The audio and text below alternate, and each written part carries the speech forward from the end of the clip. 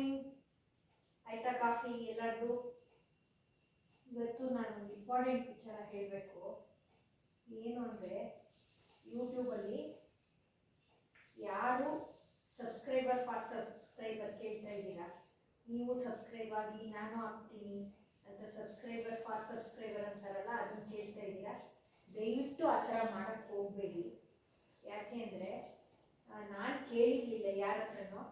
ನನ್ನ ವೀಡಿಯೋಸ್ ನೋಡಿ ನನಗೆ ಕಮೆಂಟ್ ಹಾಕಿದ್ರು ಸ್ವಲ್ಪ ಜನ, ನೀವು ಸಬ್ಸ್ಕ್ರೈಬ್ ಮಾಡ್ಕೊಳ್ಳಿ ನಾವು ಮಾಡ್ಕೊಳ್ತೀವಿ ಅಂತ. ಆ ಥರ ನಾನು ಮಾಡ್ಕೊಂಡಿದ್ದು ನನ್ನದು ಸಬ್ಸ್ಕ್ರೈಬರ್ಸು ಡಿಲೀಟ್ ಆಗಿದೆ. ನಿನ್ನೆ ಸಂಜೆ ತನಕ ನನ್ನದು ಚಾನಲ್ಗೆ 383 ಸಬ್ಸ್ಕ್ರೈಬರ್ಸ್ ಆಗಿತ್ತು. ಇವಾಗ ಬೆಳಿಗ್ಗೆ ನೋಡಿದ್ರೆ ಅದು 375 ಬಂದಿದೆ. 8 ಸಬ್ಸ್ಕ್ರೈಬರು ಡಿಲೀಟ್ ಆಗಿದೆ. ಅದು ದಿನೈನ ಆಗಿರಲ್ಲ.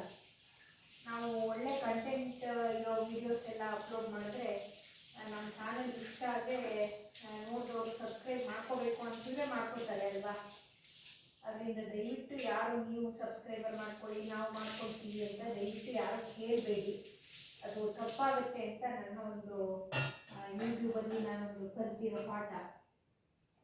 ಹಾಕಿರೋ ವೀಡಿಯೋಸ್ ಇಷ್ಟ ಆಗಿದ್ರೆ ವೀಡಿಯೋಸ್ನ ಲೈಕ್ ಮಾಡಿ, ಶೇರ್ ಮಾಡಿ ನಿಮ್ಮ ಫ್ರೆಂಡ್ಸಿಗೆ, ಹಾಗೆ ಕಮೆಂಟ್ ಹಾಕಿ. ಮತ್ತು ಯಾರು ಸಬ್ಸ್ಕ್ರೈಬರ್ ಮಾಡ್ಕೊಂಡಿಲ್ಲ ಇಲ್ಲಿ ತನಕ, ನನ್ನ ವೀಡಿಯೋಸ್ ನೋಡಿಬಿಟ್ಟು ಸಬ್ಸ್ಕ್ರೈಬ್ ಮಾಡಿಲ್ಲ, ದಯವಿಟ್ಟು ಸಬ್ಸ್ಕ್ರೈಬ್ ಮಾಡ್ಕೊಳ್ಳಿ. ನೀವು ಏನು ಕಮೆಂಟ್ ಹಾಕ್ತೀರಾ ಅದ್ರ ಮೇಲೆ ನಾವು ನೆಕ್ಸ್ಟ್ ವಿಡಿಯೋ ಮಾಡಲಿಕ್ಕೆ ನಮಗೆ ಈಸಿ ಆಗುತ್ತೆ. ಆಮೇಲೆ ಖುಷಿ ಆಗುತ್ತೆ, ಓ ಕಮೆಂಟ್ಸ್ ಬರ್ತಾ ಇದೆ, ಲೈಕ್ಸ್ ಬರ್ತಾ ಇದೆ, ನಾನು ಇನ್ನೂ ವೀಡಿಯೋಸ್ ಮಾಡ್ಬೋದು ಅಂತ. ನಾನು ಜಾಸ್ತಿ ಕುಕ್ಕಿಂಗ್ ವೀಡಿಯೋಸ್ ಹಾಕೋದು. ನಾನು ಎಕ್ಸ್ಪರ್ಟ್ ಅಲ್ಲ ಕುಕ್ಕಿಂಗಲ್ಲಿ, ಆದರೆ ನನಗೆ ಗೊತ್ತಿರೋಷ್ಟು ಹಾಕ್ತೀನಿ ನಾನು.